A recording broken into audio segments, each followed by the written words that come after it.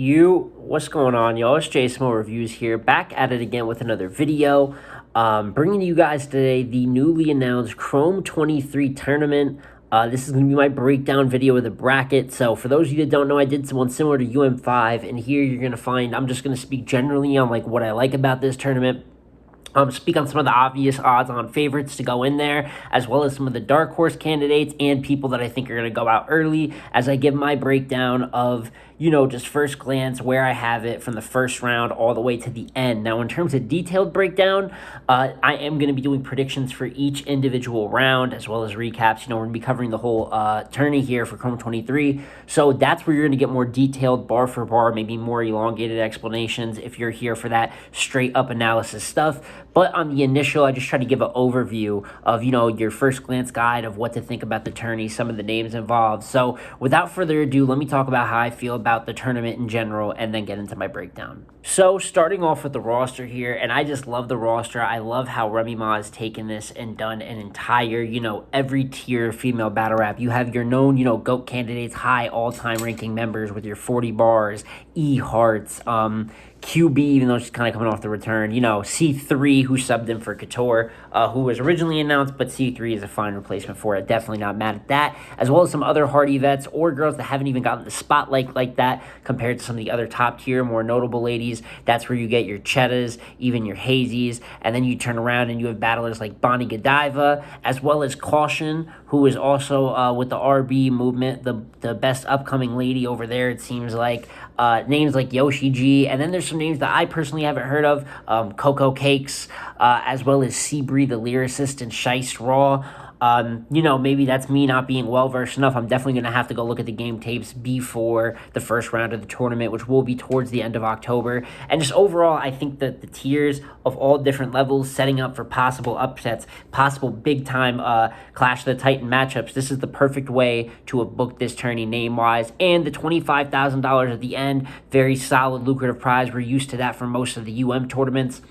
And 3 weeks prep between each round, which I believe is good because the 2 weeks prep for and URL obviously is extremely difficult. You have some of the best in the world doing that. I think you have some of the best here as well. But 3 weeks, I would even like to see the tournaments kind of spread out to that. King of the Dot did it. I just think that extra week really gives guys time to really, pat it down. It's still quick. I mean, even though most battles really get 3 weeks prep now, it seems like. So I don't know how quick it is compared to what it should be, but 3 weeks is still a pretty big turnaround, and there's still that pressure of, having to write for the tournament, having to win your battle to the judges. So in terms of the names put together, just the general setup of it right here off rip, I am a fan of Chrome 23 and now their tournament. And now let's get down into my breakdown of the Chrome 23 tournament bracket. So, I want to preface here that this is going to be, like I said, quick overview. This is not going to be as in-depth matchup for matchup. That is going to be for the round-for-round predictions. I'm going to upload one closer to the event for the entire first round, much more in-depth. And I'm going to have time to do my homework because I'm going to be transparent. Truth is, I don't know it, not extremely familiar with the game of some of the ladies up here, particularly on the right side of the bracket. There's just some people that, I need to get more acquainted with, which I have no problem doing. I have plenty of time to do my homework up to then. And even some that I have heard of and I know the name of, but I'm not all the way familiar enough just to give a real, prediction, a fair prediction to them. So while this is going to be my first glance, kind of like I said, overview filled bracket, by the time we get around to my first round predictions, there is a chance that things are going to be changed up in my opinion. And I'll be sure to let you guys know that when we get there. But first portion of this, just going to quickly let you guys know the first round winners that I have for QB versus Shayna, dope battle, rematch. And the rematch is a big part of that. Since QB's returned, versus 40 and A-Ward, she hasn't showed me exactly what I liked. And then I believe Shayna versus QB is Shayna's last real 3-round showing. Shayna's a great pure rapper, amazing delivery that helps in the moment with judging. And she's beat QB before. She won 2-1 pretty clear on RBE. So I do have a Shayna advancing.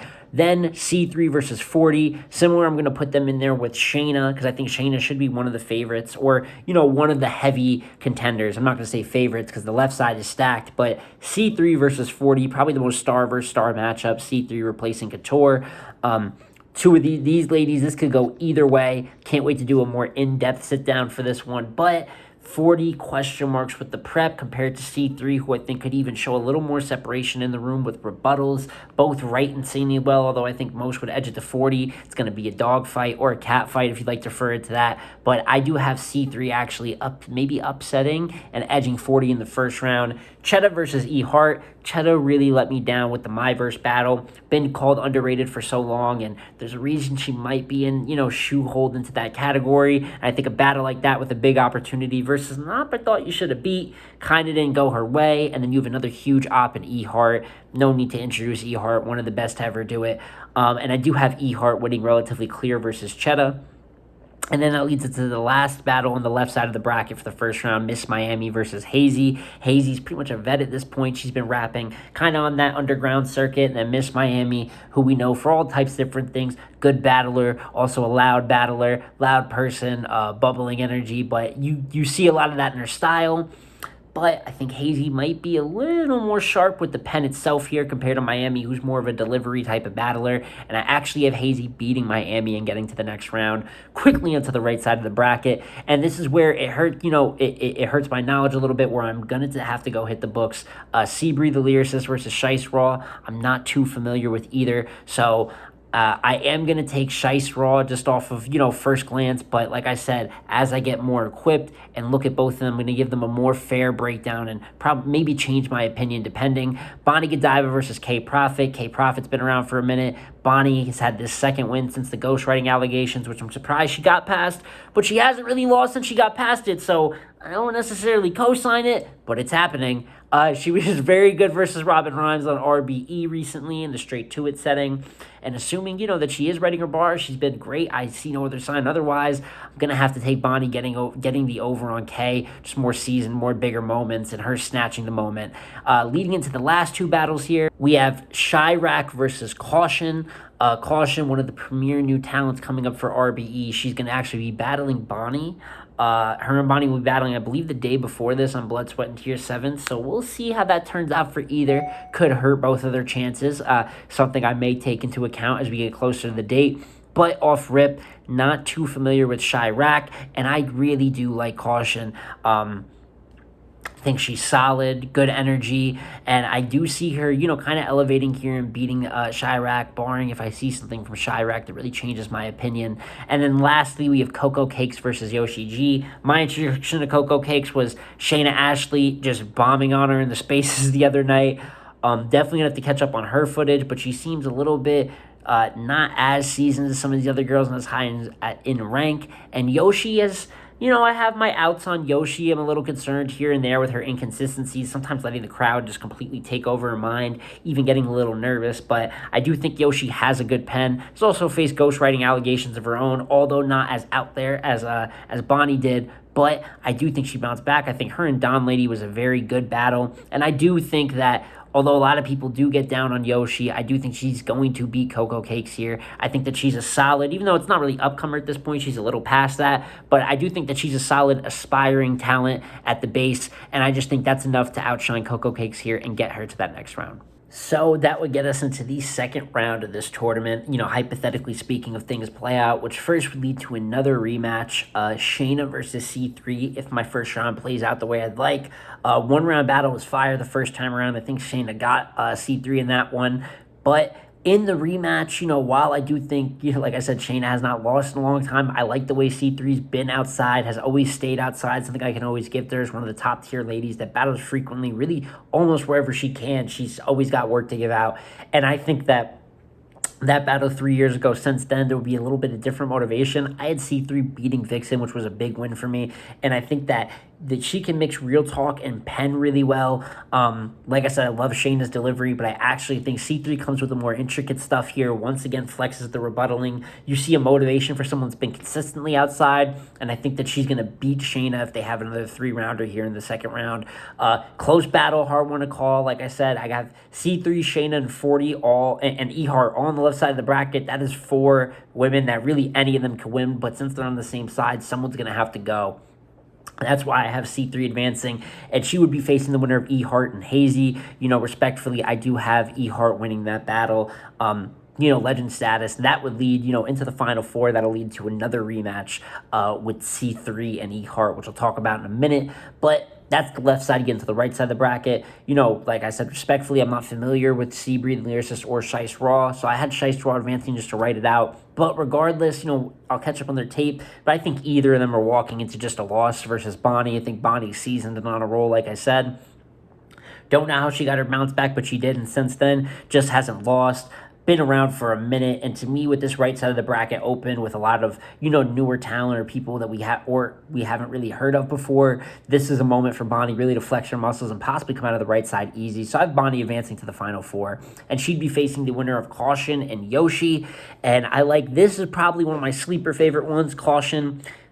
Yoshi's more, she's over a Caution because she's not really an up-and-comer anymore, but there's question marks on Yoshi, and Caution is, what they're talking about RBE-wise for the new girl, so would love to see what they do, but like I said, I think seasoned and experience matters a lot here. I know Caution's going to have a lot of battles. Bonnie, the first round, then the next round, and the ladies don't usually battle at that pace either. Yoshi's battle-tested, has to be motivated with the recent, kind of little bit of slime on her name. I think that she's had an up and down last few years, great peaks, harsh dips, but I think that she flexes the pen. The same pressure bag she got into with the Lady Caution battle where all the pressure was on her, and I think that she takes that, outdoes the younger battler, the newer battler, and I have Yoshi advancing to the Final Four, leaving my Final Four as a rematch, C3 versus E Hart, as well as Bonnie versus Yoshi.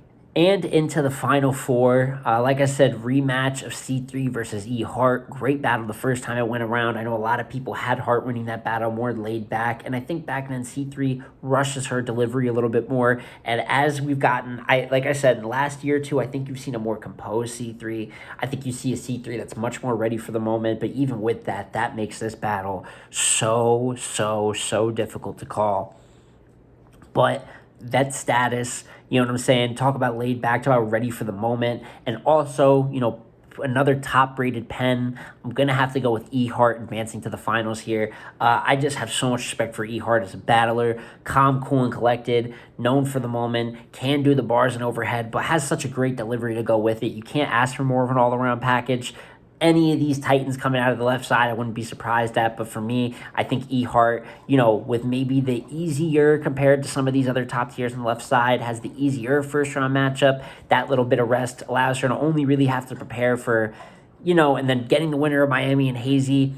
Only has to prepare for a C3, 40, or Shayna by the time you get to the semis. So I think that little bit of rest helps her, and I think the E Hart advances to the final. And on the flip side, which I've kind of hinted at, I would have Bonnie versus Yoshi in the Final Four, and I do have Bonnie advancing into the finals from there.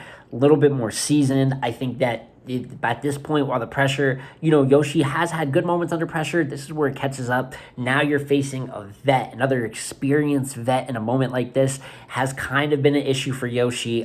Many of the top vet women refuse to battle her for the most part, but I think when she gets to a certain level of comp, it looks a little bit murky for her. Judge battle, I see Bonnie just having the intangibles to win, which means that my final for the entire tournament would be E Hart versus Bonnie for the 25K.